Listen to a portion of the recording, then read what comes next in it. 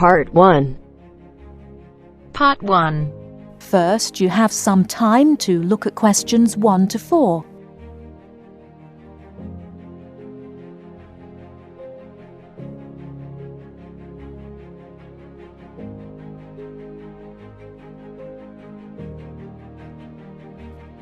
Listen carefully and answer questions 1 to 4. Hello, I am a new student here. Hello, what can I do for you? Can you tell me what the student union does? Well, we're part of the National Union of Students, who represent students' interests across the country. We provide services for all students at this college. What kind of services? There are advisors and welfare staff, entertainments, sports clubs, union societies, meetings, campaigns, and special interest groups. We offer everything from ballroom dancing to karate, jazz, and political debates. Sounds great. How can you help overseas students? As I've said, we have welfare officers who are used to the sort of problems overseas students may have. They know where to get advice on a particular situation, or basically give whatever help is asked for. I am from the Philippines, and I hope I can meet other Filipino students who are here. I play chess and many sports, especially badminton, basketball, and wrestling. Please, can you tell me how to find out about these things? There is a Filipino society at the college. Regular meetings take place and lots of social activities are organized, such as meals, plays, and dances.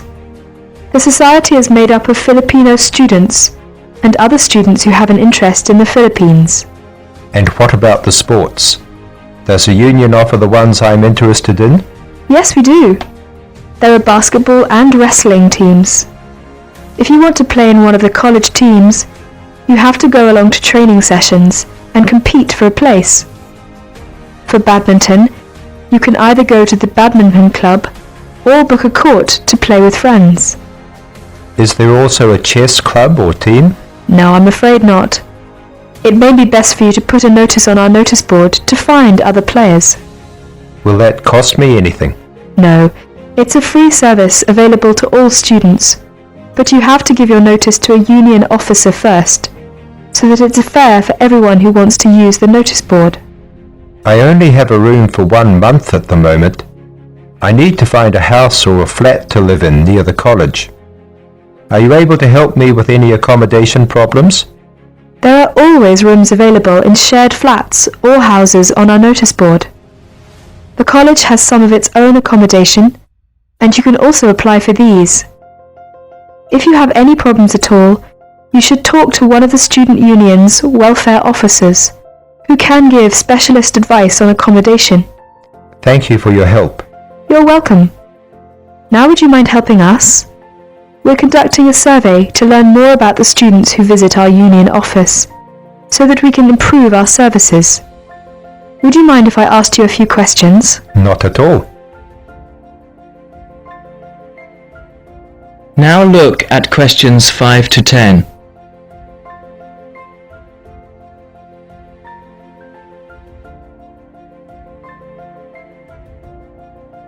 As you listen to the student's conversation with the union officer, fill in the spaces 5 to 10 on the form. First, you have some time to look at the form.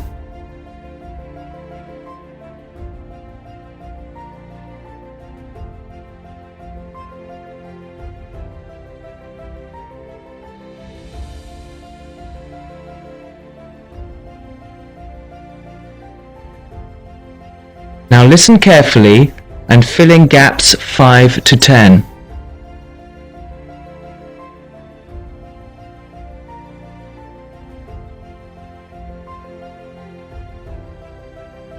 Now would you mind helping us? We're conducting a survey to learn more about the students who visit our union office, so that we can improve our services. Would you mind if I asked you a few questions? Not at all. First of all, what is your name? My name is Cesar Bautisto. How do you spell your last name? Bautisto. Thank you. And what are you studying? Development economics. I see. And how long is the course for? 1 year. It's a postgraduate diploma. What would you like to do at the end of it? Have you made your mind up yet? Yes, I'd like to be a United Nations project advisor. Oh, would you? That sounds interesting. Tell me though, why have you chosen this university? It's got a good reputation in the field of economics. And you say you come from the Philippines? Yes, that's right. And which city do you come from? Manila. Oh, that's the city I've always wanted to go to. What do you do in your spare time?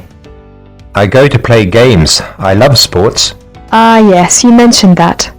Basketball, badminton and wrestling, wasn't it? Yes, that's right. Okay, that's it. I'll add your name to our mailing list. We appreciate your help with this survey. If you have any suggestions, be sure to give us a call or drop by at any time. All right, I will. Thank you. Bye. Bye.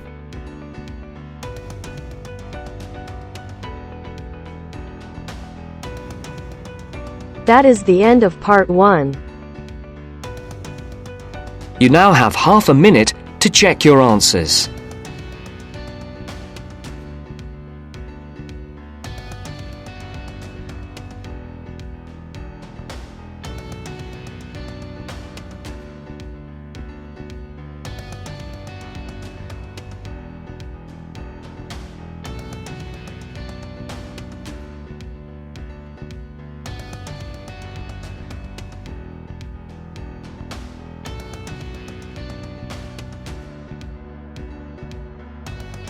Now turns to part 2.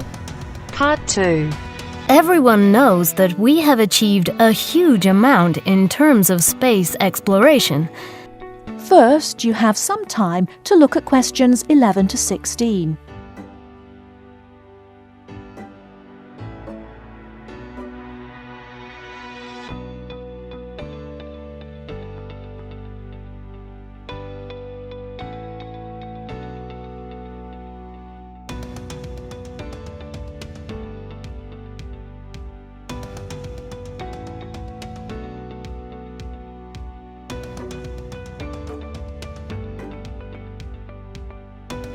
Now, listen carefully and answer questions 11 to 16. Everyone knows that we have achieved a huge amount in terms of space exploration. The space race between ourselves and Russia went on for nearly 20 years, but we were the first to land a man on the moon. At that time, the space race was very close, and the Russians very nearly got to the moon before us. For me, the most exciting invention, and the invention that really showed we were ahead in the space race, was the reusable space shuttle. It was first successful in 1981 and has since been used on many missions. The reusable shuttle can carry astronauts on space missions and can serve as a laboratory in which to conduct experiments. It can be used to transport equipment to space stations or to collect or repair satellites. The shuttle carries between 5 and 7 crew members. When a mission is complete, the shuttle fires thrusters, which propel it back into the Earth's atmosphere. It then glides down to make its landing. Before you hear the rest of the talk, you have some time to look at questions 17 to 20.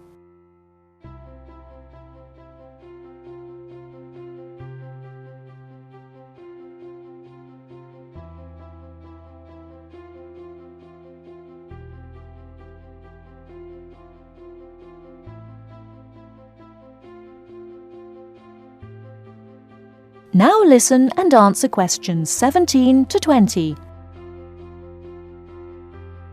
Although the remains of very early ovens have been found in many parts of the world, it was here that they were first used frequently in people's homes. In ancient Greece and in other parts of Europe and Turkey, people used ovens to bake bread.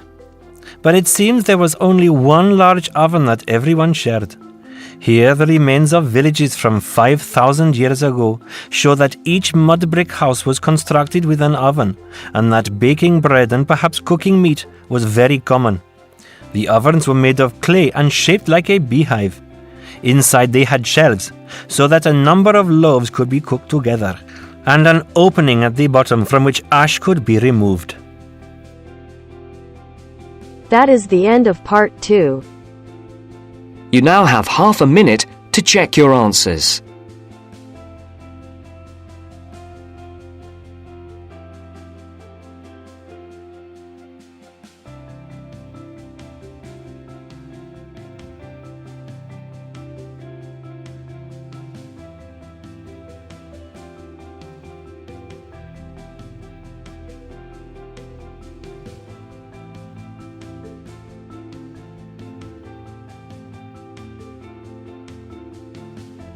Now turns to part 3. Part 3. You are going to hear a conversation between a student and a tutor. First, you have some time to look at questions 21 to 25.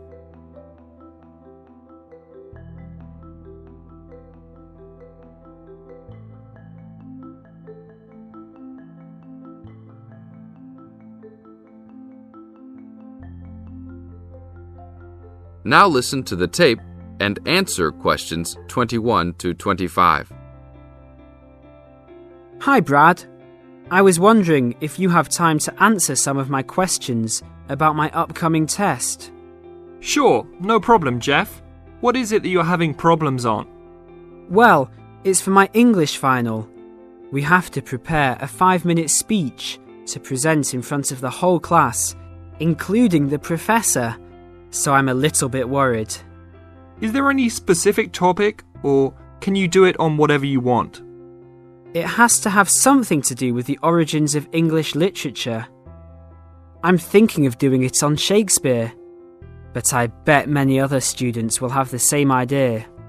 That's fine. Don't worry if others are doing the same thing. As long as you do a good job, that's all that counts. A good professor will grade all students fairly. You really think so? I suppose Shakespeare is the most famous author, so it should be fine. Besides, Shakespeare has so many works. You only have to choose a couple of them and talk about those. I guess you're right. Do you have any advice about how to prepare a speech? First, you need to select your topic. Have you done this yet? Yes, I have lots of information on Shakespeare. Good. Next, you should do a research on a specific topic. Do you have a deadline for which to turn in your speech topic?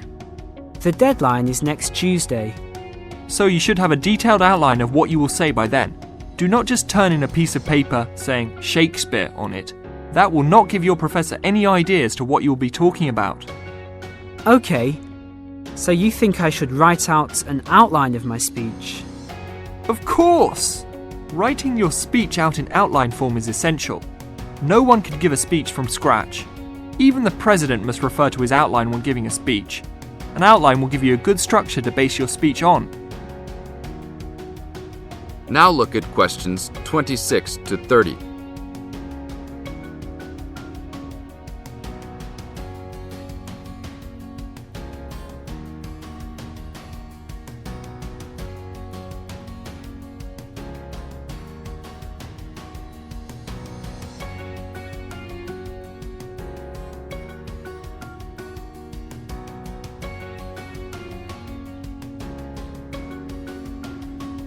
Now listen to the tape and answer questions 26 to 30. That's true. I was thinking that I would do an outline last, after I figured everything out. But I think your idea is better. What should I do after I have an outline prepared? You should then write the speech out, word for word, what you're going to say. This is so you'll have a firm idea of what you will say. It doesn't mean that the speech you will give will be exactly the same, but at least you have a fairly good idea what the final product will be. At this point, I can read it over for you if you want. Really? That would be great! I would appreciate that so much. No problem. Once you write it out, the next step is to practice giving the speech. At first, you can do it in front of the mirror, so you can see your expressions in your presentation. After that, you should practice giving your speech to some friends. I can listen to it for you too. That's a great idea. I really owe you a big favour then. Sure, you can do my Latin homework for me. Just kidding. Seriously, don't worry about it. I can help you with anything you need. So when is the speech due? Well, the speech topic is due next Tuesday. The speech itself will be due next Friday. I can help you any time you want because I have no tests this next week. Besides, I'm an English major and Shakespeare's one of my favourite authors, so helping you out will be no big deal. Thanks so much. Well, I'm going to the library to get started on all this. I'll call you tomorrow. See you tomorrow then. That is the end of part 3. You now have half a minute to check your answers.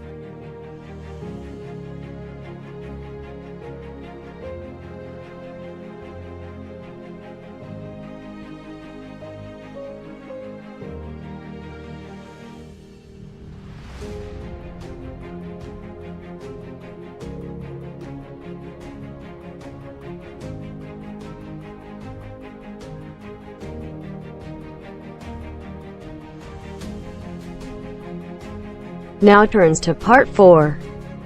Part 4. You will hear a historian giving a presentation about techniques to identify the origin of handwritten books from the Middle Ages. First, you have some time to look at questions 31 to 40.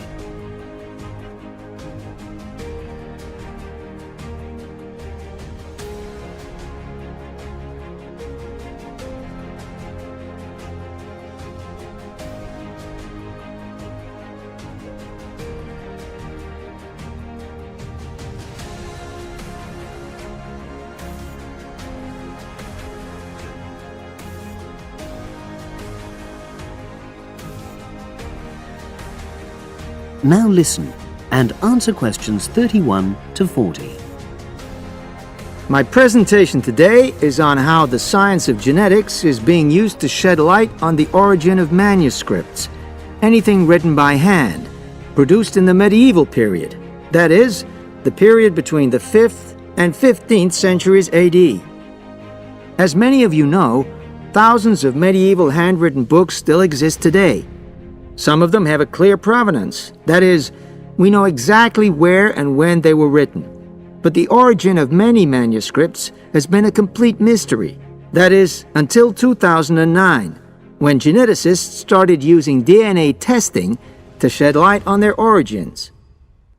But before looking at the new research, I need to explain something about the way the manuscripts were produced, particularly what they were written on. Virtually all were written on treated animal skins, and there were essentially two types. The first was parchment, which is made of sheepskin. It has the quality of being very white, but also being thin. It has a naturally greasy surface, which meant it was hard to erase writing from it. This made it much sought after for court documents in medieval times. The second type is vellum, which is calfskin. This was most often used for any very high-status documents because it provided the best writing surface, so scribes could achieve lettering of high quality. So, once the animal hides had been chosen, they had to be prepared. Where the right materials were on hand, the skins were put into large barrels or vats of lime, where they were agitated or stirred frequently. But if lime wasn't available, then the hides were buried. Both these techniques were designed to cause the hair to slough off and the skins to become gelatinous and therefore more flexible. The next stage was to put the hides on stretcher frames and pull them very tight. While on the frame, they were scraped with a moon-shaped knife in order to create a uniform thickness. For parchment, that was the end of the process. But for vellum, there was an additional stage where it was bleached in order to achieve the desired color.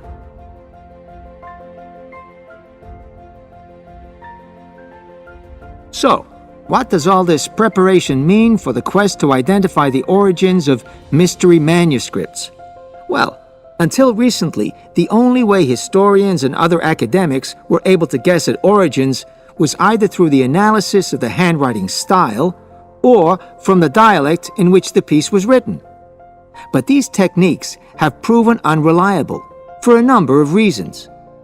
It was thus decided to try to look at the problem from a different angle, to start from what is known, that is, the small number of manuscripts whose origins we do already know. Because these parchments and vellum are both made from animal hides, it was possible to subject them to DNA testing and to identify the genetic markers for the date and location of production. From this was created what is known as a baseline. The next stage was to test the mystery manuscripts, finding their DNA characteristics, and then making comparisons between the known and the mystery scripts. Genetic similarities and differences enabled the scientists to gain more information about the origins of the many manuscripts we had known virtually nothing about up to that point. Now you might ask, what are the potential uses of this new information?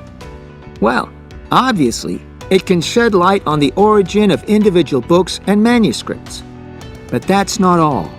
It can also shed light on the evolution of the whole of the manuscript production industry in medieval times. And because that was such a thriving business, involving very large-scale movements right across the globe, the new data in turn help historians establish which trade routes were in operation during the whole millennium. That is the end of part 4. You now have half a minute to check your answers.